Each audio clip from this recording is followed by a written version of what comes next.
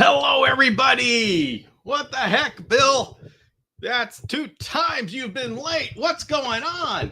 Well, everybody, this is Chameleon Chore night. Just letting you know, if you're on the replay, this happens every Sunday, usually on time, but sometimes not.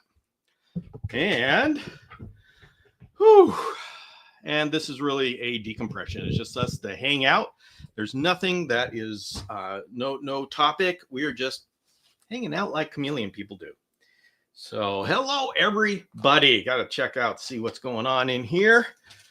Bill, why were you late? Because I was on an emotional rant about the state of things that I won't go into here. And just going, and my wife was listening and just saying, and just being there with me. So, yes, I do that every now and then. Anyway, let's see. I'm actually gonna. This is held on YouTube and Instagram. And you're saying, but Bill, where is Instagram? I'm bringing it up now. Oh boy. So let's see. Let's see if I can get this going. Oh, no. All right. Give me a second. I will. How do we? There we go. There we go. You know what? Forget that. Discard video. Give me a second, everybody. All right, I'm ready now. Checking connection. We're live. Hello, Instagram. You are now up. Oh, Misty Mountain Fans is here. Yvette, I confess to everybody that I was on a rant. That I was on a rant, and you were listening, and you were saying, "Love you, Bill." So. Let's see what you guys got going on. Wayne Abides is here, says smash the like, y'all. Excellent. Thank you. Bulk smash. He's making up for yesterday. Nate's got half of a new gargoyle gecko enclosure going. Ooh, double the size of his enclosure. Excellent. Nice. How's your doggo, Bill? Out of the woods yet? Okay, what James 3 is talking about is I had to get up at 3:30 in the morning to let my dog out because his stomach was rumbly. And I've learned whenever your dog's stomach is rumbly, you either let him out or else you got something to clean up in the morning. So I let him out, but it really messed up my sleep schedule. But the dog seems to be doing okay. Got processed whatever it is, and he was doing okay. Oh, whew. All right, we got Janet here. Stop panicking, everybody. Janet is here. All right. Let's just okay. I am way behind in the chat, so if you've asked a question, I apologize. Everybody, I am so excited for tomorrow. Dr. Michael Nash, the Mini Chameleon podcast, he's going to be sharing his experiences, and we're going to be there. It's going to be a premiere. So 5 a.m. on the main channel, not this one. This is the live channel. That other one is the video channel. We do have the live chat for the premiere on the other channel, but it'll be on the main channel.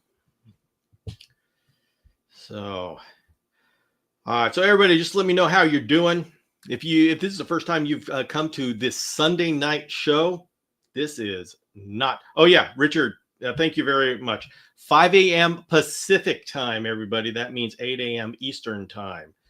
So this is going to be as both a podcast and a video. So the podcast is just the audio. The video that's going to be on the YouTube main channel is going to be, you're going to see me talk. And then when Michael Nash is doing his talking, I have we've got a cam, a cam on one of his Gary's. And so you can just watch his little mini Kaluma walk around the cage for 13 minutes. That's how long it is. So it's kind of fun.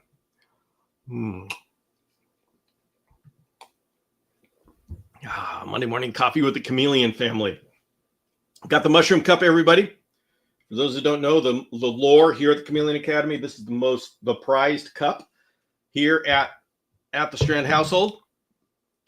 Not sure why it just became that, because we had this very the subtle back and forth. Yvette didn't know that I was stealing it, and then she would take it back. She didn't realize that I stole it. So she said, "Oh, how did this get here?" So she would take it back, and then I would steal it again. So we kept going back and forth until she finally figured out, hey, wait a minute. Why are you taking my mushroom cup? So, all right, let's see what's going on. We've got, Alex said, my Bulgaria were quiet this year, maybe next season. Guys, I just got I may have had some shamrock mating today. Maybe. Ooh, that would be so cool. But, so anyway, I'm supposed to be I don't feel like doing any chores today. I'm supposed to be cutting up stuff for Yvette. Maybe I'll just hang out with you guys. And I'll cut the stuff up afterwards when I don't have to worry about talking and using a knife. See, you think being a live show guy is easy? Yeah, well, not when you got sharp knives and you're trying to cut things. So I say we just hang out for a little while and shoot the breeze.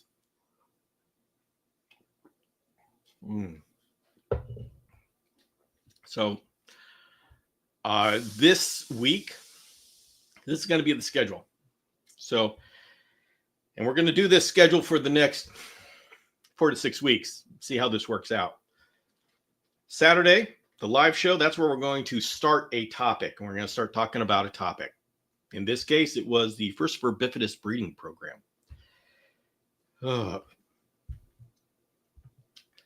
Ooh, shagging, I see. Yes. Thank you, Janet. And then on Monday morning, we're going to be having the mini Chameleon podcast. And that's going to be right now we've got 6 episodes. It's supposed to be a mini series. I told him we're going to do a mini series. He said, yes, mini series. And now it's going to be up to us to convince him to continue doing this, because he's got a whole lot of information that it would be nice to have. So I've already got a number of episodes, a number of titles that I'm going to suggest to him, but I need you guys to help out. He's going to be there tomorrow morning. And he's going to be in the chat because it's a premiere. So, show up and be enthusiastic. He's going to be on the next Saturday. He's going to be on the Saturday show. So, show up. Let him know how much you really like this idea. Talk about it on Facebook, Instagram, Chameleon forums. And maybe he'll say, oh my goodness, I cannot let down my fans. I'm going to have to continue doing this. Bill, do you have any ideas for other episodes I could do? And I will say, oh, I just happen to have literally 16 episodes already figured out for him to do. So we just need him to be convinced to do it.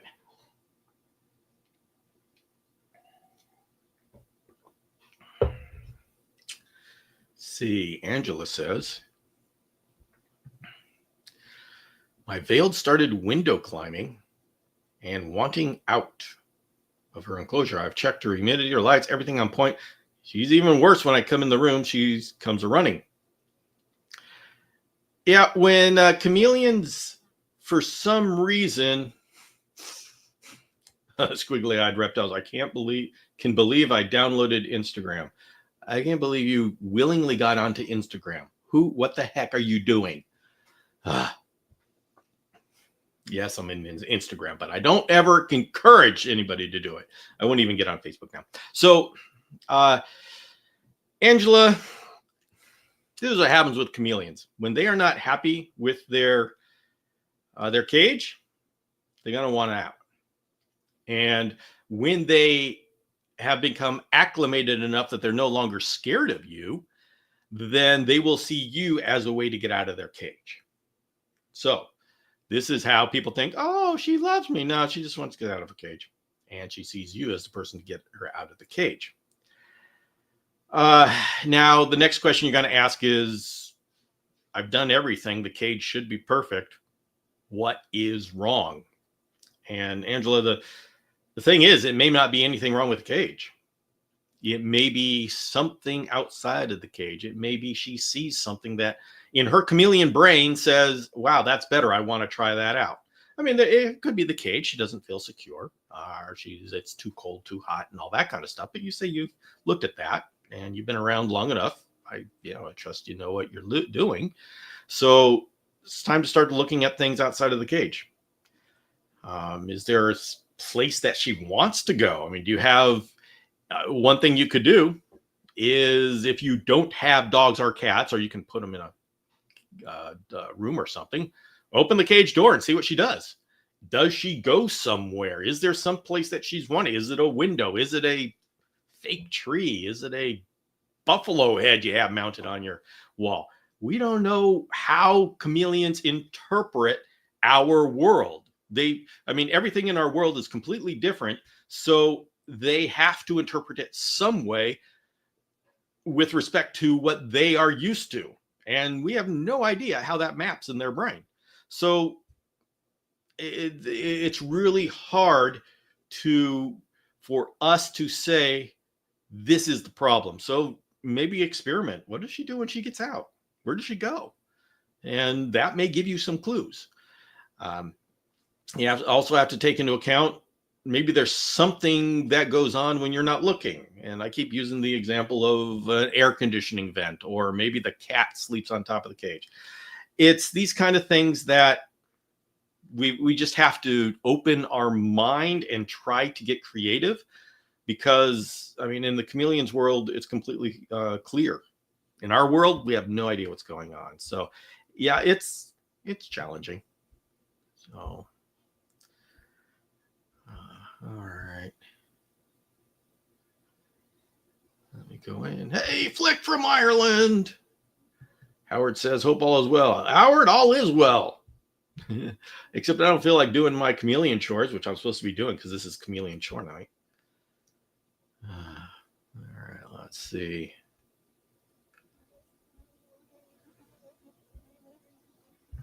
And Geraldine says, I finally posted to some Facebook groups to see if anybody in my area wanted free dubia roaches this morning.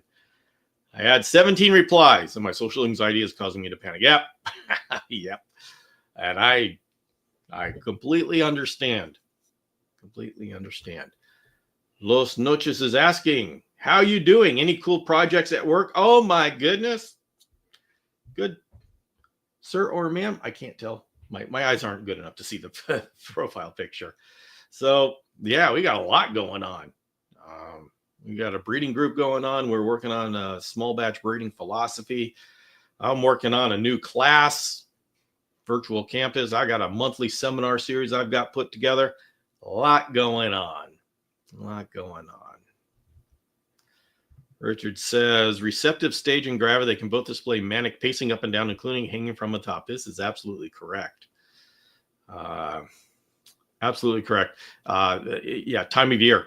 I got times of year that my males just won't settle down. Like my shamrocks in the last couple of months, boy, they want their females, and they are restless. And this is the first time that the females have been receptive. So let's just hope.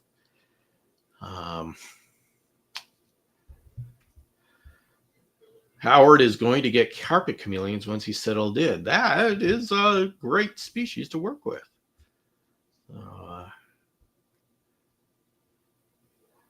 When a beauty says, that's okay, Bill. I'm playing video games while my wife drives to Boston to pick her mother up from the train. That's an excellent use of time, Wayne Diabetes. I approve.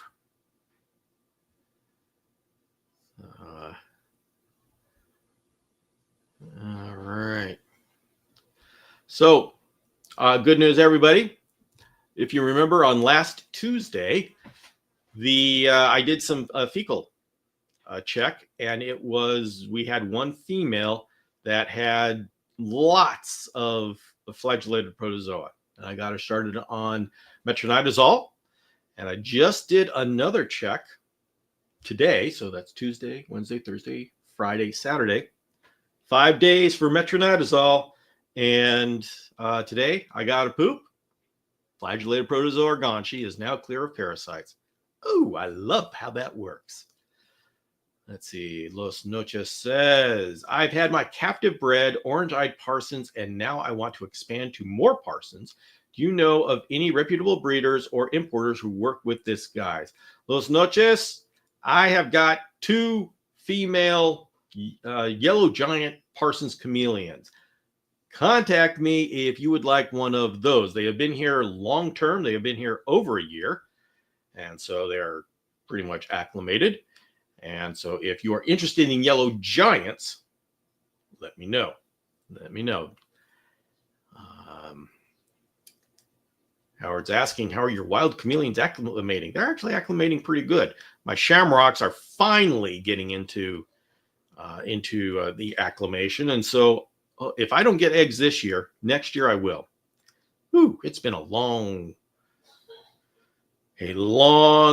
journey with those. You're trying to keep those, Bill. We all know. Oh, you're talking about the Parsons chameleons. Yeah. Can I DM you and chat about it? Keep mine outdoors in San Pedro. That's exactly what you should do in San Pedro. Yeah. Can I do you? Yes, Los Noches, you can DM me. Now, make sure that you can also email me. If I don't get a response back on Instagram, email me. Sometimes Instagram is hard, but go ahead, DM me, but then email me if you don't get bill@chameleonacademy.com. Oh.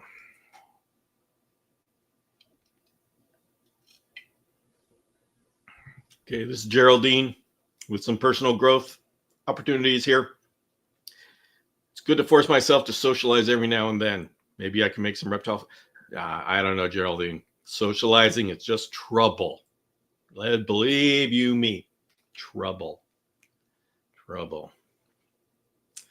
Los Noches. Also, is your site for the Dragon Strand enclosure site down? I was looking to invest and it said the domain was blocked. Are you serious?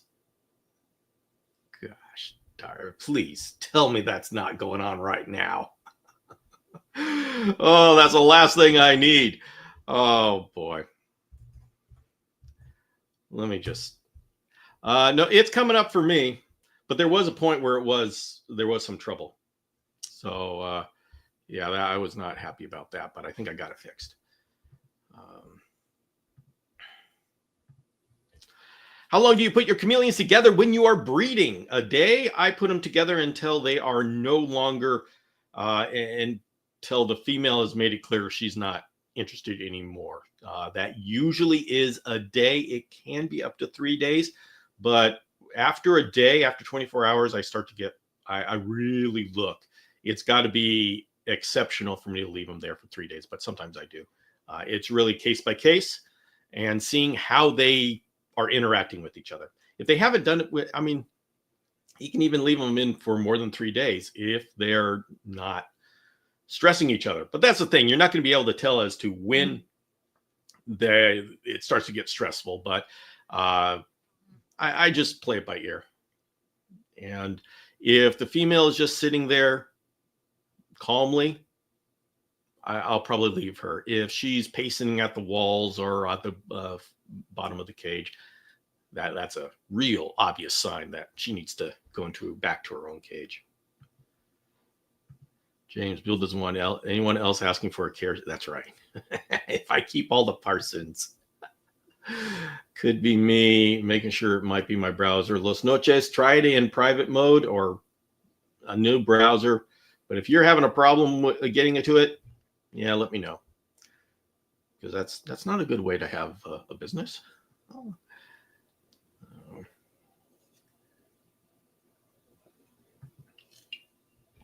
He says, so you leave them together if they don't attack each other. Loku thought you might let them get it on and snag out. I usually, usually it's pretty easy, because if I put the female in, then if she's not receptive, she makes it really obvious. I have not had a problem with the females being ambiguous as to what they thought about being in with the male. I'm talking about with the shamrocks. They seem to be pretty communicative. So that is, if I get a female that isn't being obvious about it, then I leave her in there for a little while. And but the males, generally, I only put them in with the males that are really, bobbing their heads, and so they're going to demand action. So they demand an answer, and she gives it, and I make sure that's respected, whichever way it is. But yeah, let's see. Breeding require a neutral area or one of the other habitat? Richard, I use all three. I've put the female in with the male in with the female, and put them both out on a branch. And all three have worked for me. So I don't. My go-to is to put the female in with the male. But, like I said, I've done all three, and all three worked for me. Or they haven't worked, which is in the case with the shamrocks for the last 3 freaking years. Do they like hang out and stuff? My iguanas did that, but don't know about Camille. No, they don't like hanging out. The females are not like hang out. If she's receptive, actually they do hang out. So she's okay being around the male if she's receptive, and they could mate a couple of times, which is best, because you get that fresh deposit. And that's ideal. So I do want to get that if possible. And so if she is, quotes, hanging out, I'll leave them. But I'm pretty lucky with the shamrocks. When she's done, she is pacing the females. They're just pacing the walls or being on the floor of the cage. So they're pretty communicative. Panthers are like communicative as well. So you speak of the O'Shaughnessy eyes, right? Yes, I speak of the O'Shaughnessy eyes. I call them shamrocks. So when I say shamrocks, that's what I mean.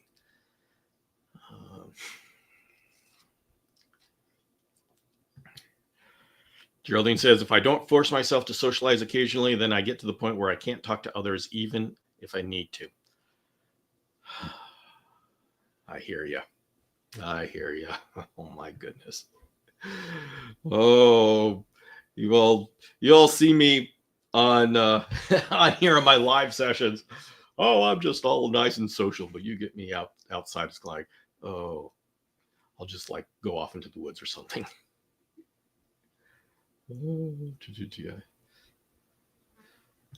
Let's see. James says, I have yet to see breeding behavior in my Parsons. I put them together several times. They do a little dance away from each other, no head bobbing. Yeah, these Kaluma are tricky beasts. And I hope the bifidus are kind of like they are Kaluma-like furcifers. So hopefully their breeding is closer to panthers than it is to Parsons. They're in that general area as well. They're in the area of both Parsons and panthers, generally speaking. So let's see. Mikey says, I see iguanids and lesser tays being communal with establishing a hierarchy. Cams have their own standards. Okay, Mikey Ben coming in with the save with iguanas and lacerdas.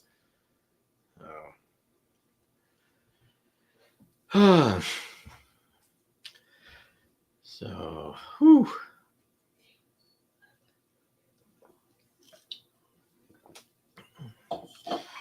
Now, you guys, I was about to go ahead and start doing my my chores. I don't feel like handling a knife and talking at the same time. It's been exhausting, but oh my gosh, I'm so excited about this Michael Nash podcast. I'm working on it all day up to this point. I'm exhausted now, but it's out, it's loaded up, it's ready to go.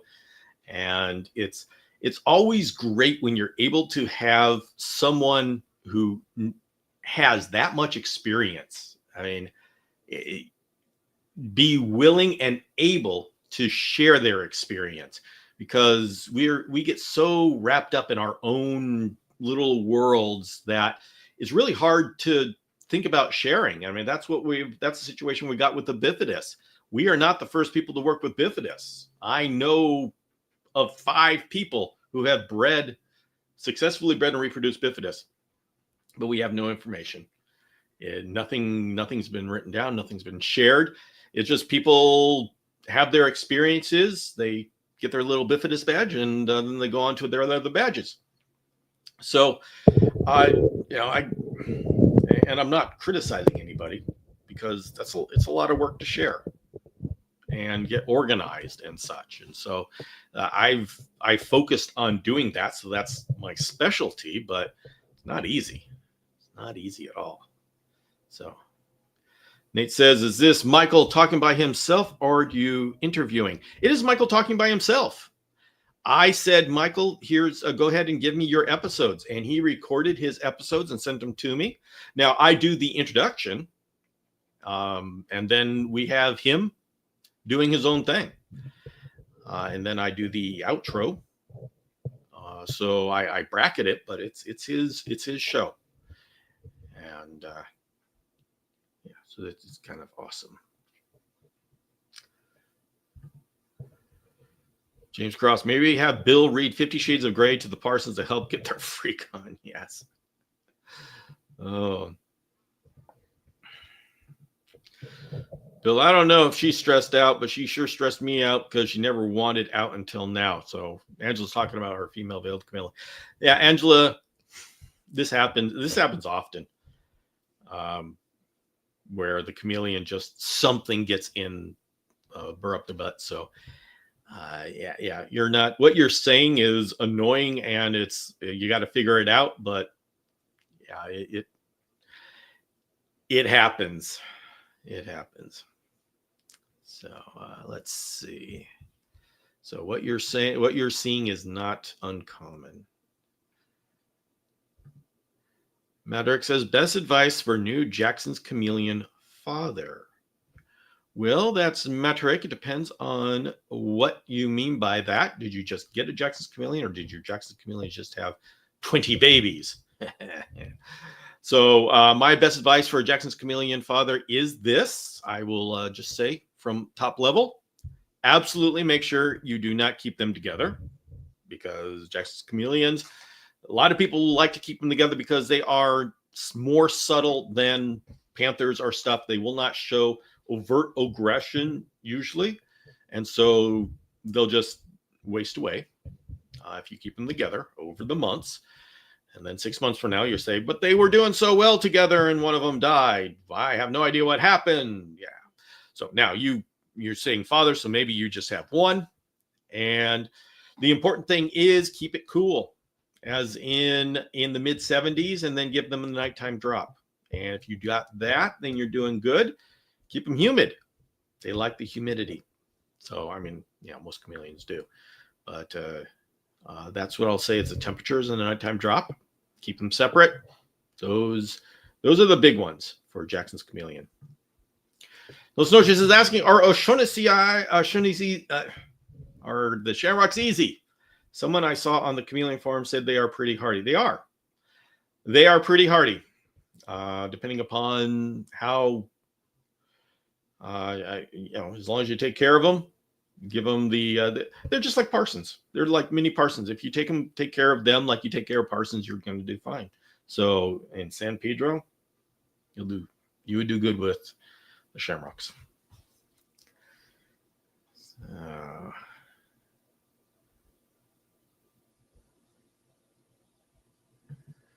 Renee says, I'm excited for the info on the smaller species. They are my favorite.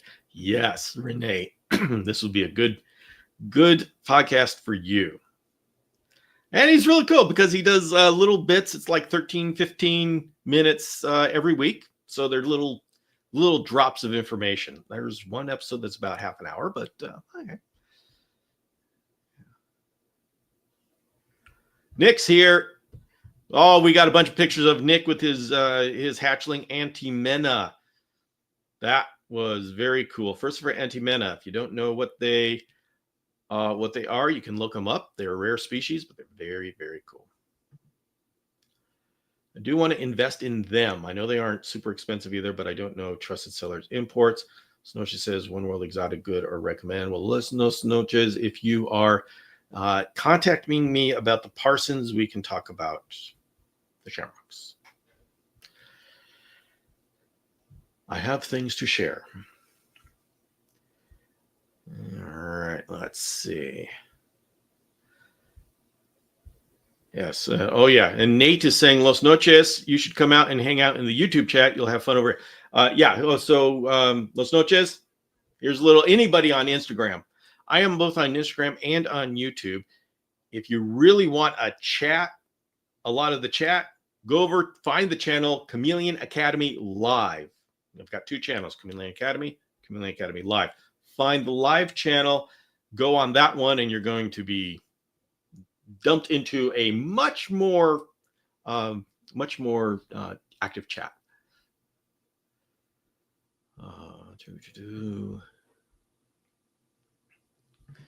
Cabo My Jacksons gets 63-degree nights with 99% humidity. Oh, that is wonderful. Maderick, do as Cabo gets, and you will be fine. Hey, Kazukuza is here, everybody! Yeah, we always love it when Kazukuza shows up. He's our guy from Japan.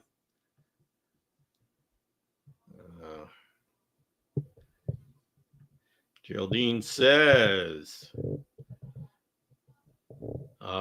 is Michael Nash going to talk about any Brachysia species?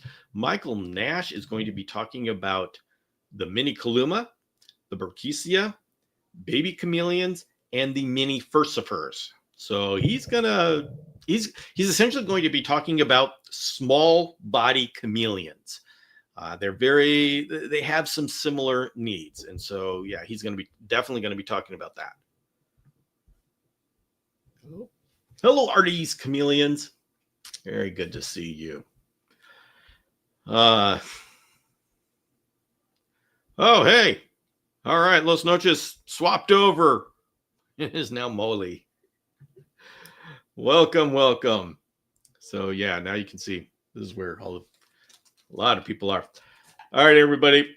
By the way, I just want to let you know I did bring Tiny Dragon's book over, and you know what that means. For those who don't know what this is the book that I published. If you're interested in getting information about the hatchling stage of chameleons, you can buy this book on chameleonacademy.com. Well, the link is there.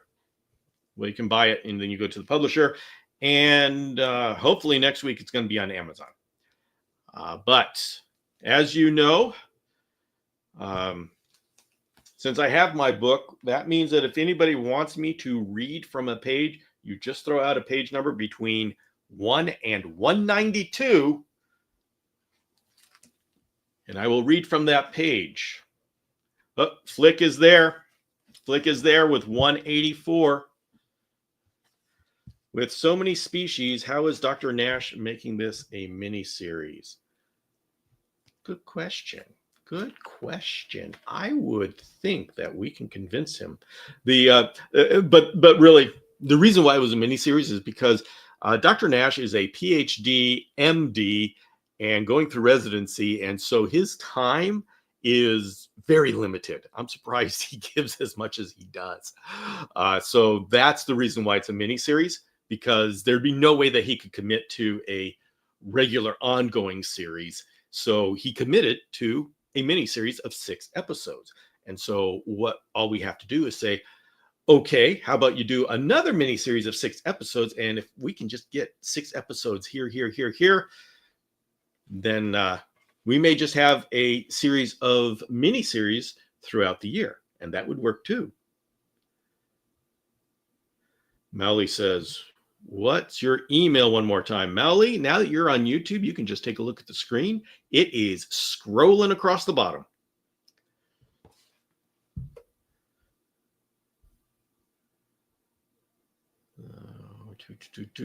Kazukuza says, can I buy that book with a sign? All right, Kazukuza, this is the thing. With Japan, the shipping becomes ridiculous. The answer is yes, it is possible, but it is ridiculously expensive for me to get a book, sign it, and ship it to Japan. If that's not an issue, the answer is yes. Otherwise, buying it from the publisher, that's the link that is in the on the website, is the best way to do that. So it's up to you. If you want to explore options, send me an email at bill@chameleonacademy.com, and we can explore options. All right. So Flick said, "Send me a book, pretty please." All you have to do, Trippy Terps, is go to chameleonacademy.com and click the picture that says this, click the link that is there, and then you can get a book. So, all right, 184. Well, going into, I think this is the furthest we've ever gone into this book. Okay. Oh, okay. So now you're in the appendix. So, and in the appendix, I have cage builds. Okay. So this is the cage build for the large adult size cage. When you've got babies, you can keep them in a large adult size cage. There are some tricks about it. You got to be careful, but you can do it. And so I go into all the different aspects of how to do it. So this is Pekabel, is an ambulo panther chameleon that lived the first year of his life in an adult-sized cage. He has since graduated to an outdoor cage, but he did an excellent job allowing me to document his growing up as a hatchling in an adult-sized cage. And you can see, here all sorts of pictures of him, even though you see that it's kind of a forest in that cage. But see with this picture, he spent just a lot of time sitting up there. There are times that he would go into the forest, and there were a couple of days where I had trouble finding him or didn't find him. But as long as there's poop, you're good. So we go in, do a little bit of talking about how to take care of that adult-sized cage, and there are things, and that's Pachelbel. Hey, Pachelbel, doing good. So he is now outdoors and doing just fine, doing wonderfully. So consider it. If you have babies, you can consider that.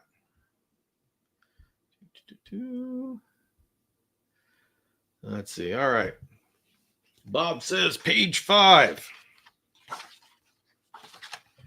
Page 5 is a table of contents. This is going to tell you where everything is.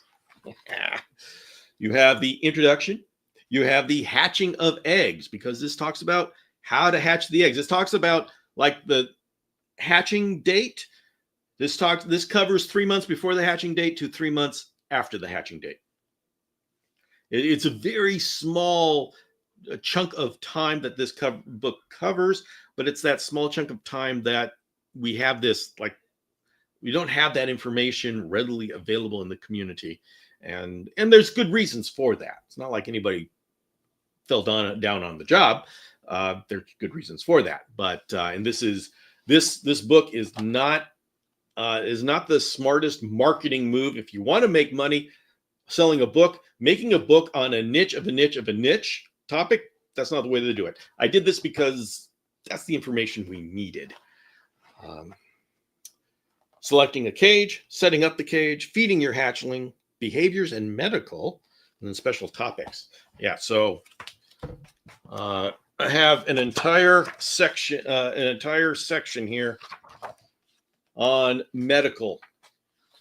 So things to look out for. Okay. Okay. All these wonderful things. Yeah. Wait, a Beatty says 190. Oh, wow. You are going way to the end. Almost to the very end. Let's see. Nick says, very excited about what's in store with the miniseries. You all know how partial I am to the small species. Yes, small species are awesome. Oh, Wayne Beatties. You get a fun picture. 190. There's a little panther chameleon sleeping in the geraniums, and this is an adult outdoor cage that he was sleeping in, and that was a morning where I snuck out and I took a picture before he woke up. Or wait a minute, this may have been in the evening, where there was still light, but he went and found his sleeping spot, because they do that. So I think this was in the evening, right before it was too dark for me to take a picture. But anyway, it was really cute because he was sitting there sleeping in a flower. Aw. Oh.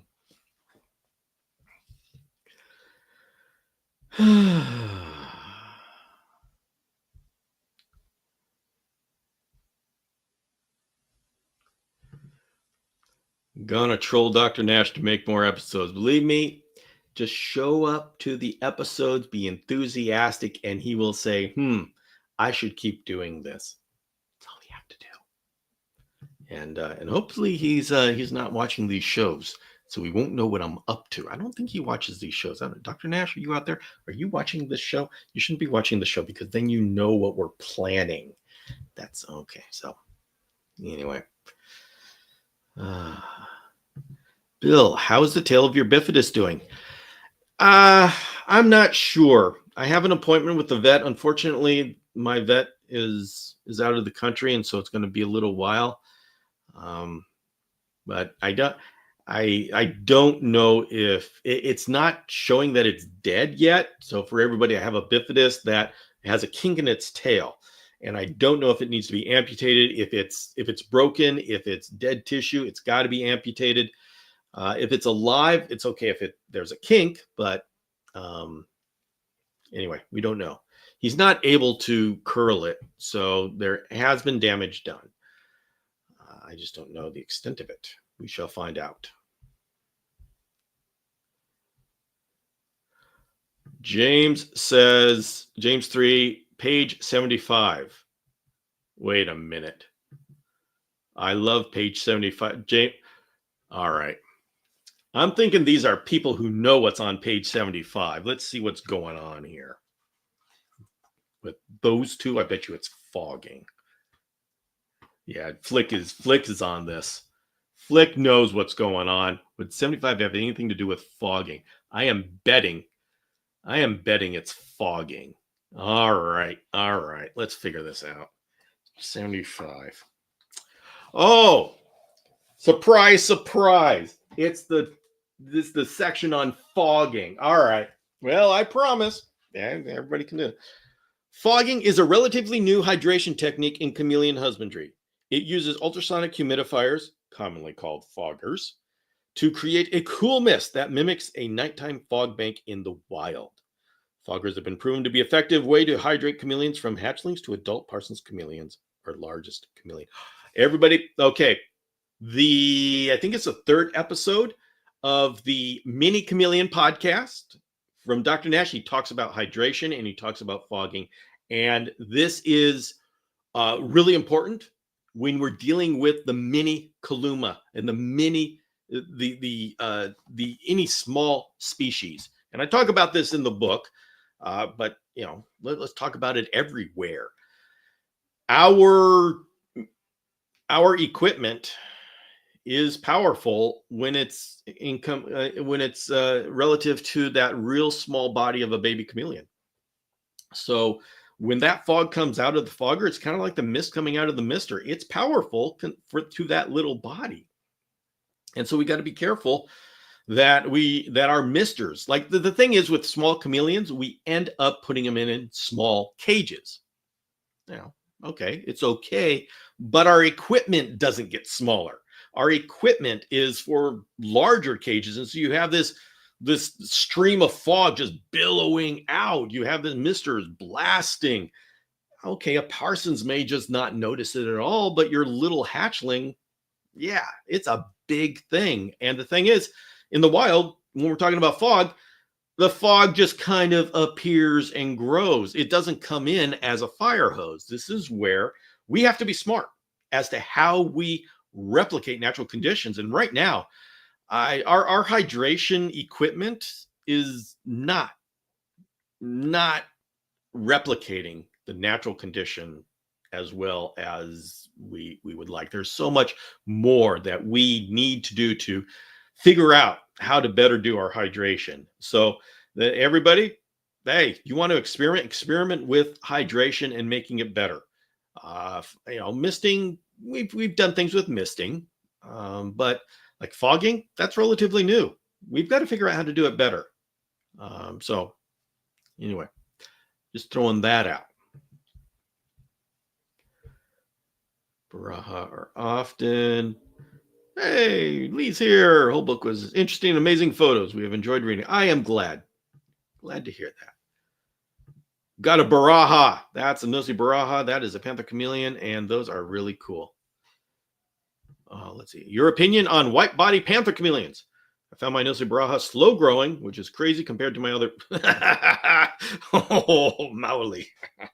You are talking to the right guy. I have a clutch of umbanjas that have been with me for 7 months, and they have grown so slowly. It's like, oh my goodness. People can't believe, wait, he's still a baby. You've been talking about this baby for 6 months. Shouldn't they be sub-adult? Yeah, they should be sub-adult now. So everybody, those umbanjas, they are starting to grow. There are some that have really started growing. So they are starting, but yeah, they should all be adult by now. And some of them, I mean, it's a wide range. I've got some that are almost getting to the old juvenile stage, but some that are still like you would expect that okay, this looks like a 3-month-old, and they're 7, 8-month-old. So and it's from the same clutch. I've got one that are this big and one that is this big from the same clutch, and they did hatch over, I think, like 2 months or something like that. So yeah, you would expect that. But Molly, you came to the right place. We want to talk about slow growing babies. I've never had my panthers, my veils, my brevicorn have always just grown at breakneck speeds. This one clutch is just breaking all of the molds as to what it should do.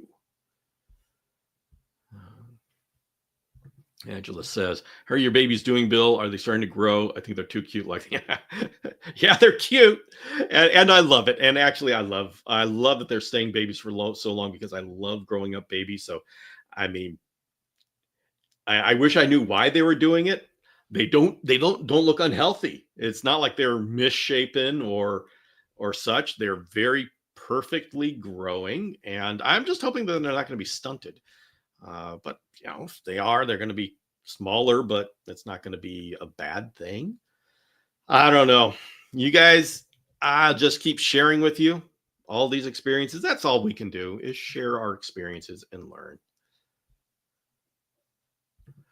But I still don't feel confident in breeding them and my Mitzios. I've heard Mitzios have a genetic issue where they die. Well, I bet you there's some context to that, because a Mitsio, we don't have a lot of Mitzios, so it's not like we have a whole lot of captive bred genetics in there. Those are essentially wild caught, and I can tell you there's no genetic issue that caused them to die, or else they wouldn't be here. But I don't know where that genetic thing comes from. Maybe maybe I need education as to what that means. And I'm sure that somebody who came up with that understands why I would be hesitant to think that there's a genetic issue with wild-caught chameleons, because that's kind of evolutionarily a dead end. My next tattoo is going to say page 75. uh,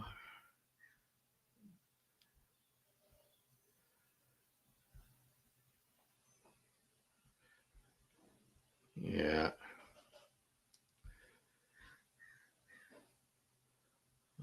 Oh, yeah, we got a picture of James Madagascar in the middle of the fog. All right. Bob says he's coming to Madagascar. Get paid Wednesday so I can get. I'll send you an email. Send you an email with the information. We'd like to see if there's a difference in a fog bar versus the full bore. Yes, these are very good questions, Nate. Very good questions. How to dissipate the fog, how to get the fog into the cage in a better manner. All good things that we need to experiment with. Well, I just now bought 3 Brookesia theli, and Marsha loves me. Excellent. Oh yeah, that is great to hear. Theli is very cool. Now those like to climb, so don't treat them like the standard idea of Brookesia is that they're ground dwelling or close to the ground. This Brookesia go up. They go up, and theli especially. So give them a tall cage. Let them climb. James, could you imagine a Bottgaria linotum being in your Parsons enclosure? It would take 6 months to find it. Yeah.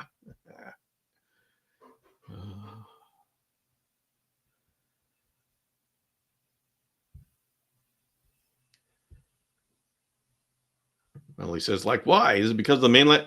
I'm not sure exactly what you're talking about. And you'll find this, Mowley. Often I get behind in the chat, and so people post in the chat, and I don't know what the context is. So we just roll with the punches here. This is common here. But he's got sounds like he's talking about the slow growing. I don't know why this one's slow growing. I've heard that Umbanja are slower growers, but these are just like taking the cake. I have no idea what the heck they're doing. I mean, my ambilobe are not far from Umbanja, and my ambilobe just grow like hotcakes. I don't know. Is that do hotcakes grow fast? All right, we are getting to the end here. I'm going to let's see. Miklo, here's a question. How soon after laying can you introduce the male to the female panther chameleon for breeding? When she decides. Month? Yeah. When she decides. Lee says, as long as the babies are healthy and eating, some grow quickly, some take a while to grow. With wild genetics, you don't know the pairing. May have just not been a big panther chameleon pairing. Very, very possible. Yeah, when it's a wild caught, you just don't know. Bill, I'm assuming we're waiting until spring to pair these bifidus up, right? The bifidus are coming over are going to be totally screwed up as far as their seasons. So the females may be ready, say in November when the rainy season is supposed to start. So since yours is a little bit larger, you could try at any time, really, as soon as she's stable. Those of us who have smaller females, we need to wait until they grow up. But James, you can try any time that she is acclimated and stable. Yeah.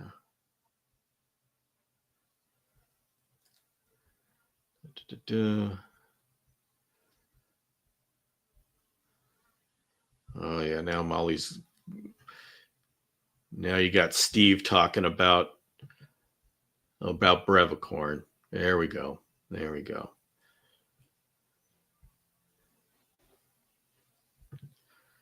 He says, people get used to multi-generational breeding panthers where the biggest are paired together. The wild doesn't choose big or small, just who is healthy and around the female when she is ready. Absolutely true. Yeah, this is something where we all have to realize that when we start using the captive genetics, which are like what, 12, 13, 14 generations now, that have been bred the best, the brightest, the biggest. And we in the chameleon community, we don't do just color, we do vigor. And so that's why we have avoided some of the problems that the ball python community has had. But yes, that is something we need to consider, is that when these guys are super genetics and the wild caught are not like that. So yeah, absolutely. Very good point. Thank you, Lee. All right, everybody. Tomorrow at 5 a.m. Pacific, that's 8 a.m. Eastern, on the main YouTube channel, not this one. This is the live channel. Remember, I had to separate the two channels.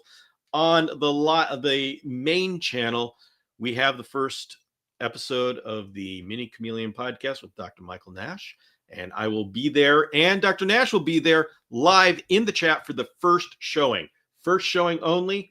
That's a special feature on YouTube. We get to be there in a live chat.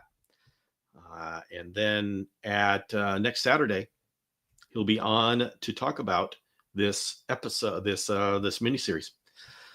Whew. All right. So tomorrow morning, the live chat, and then Tuesday, open question and answer session. And to that, I say it's been an incredible week. Go and have a great weekend. Go and have a great week coming up. And I will see you for coffee at 5 a.m. Pacific. So see y'all later.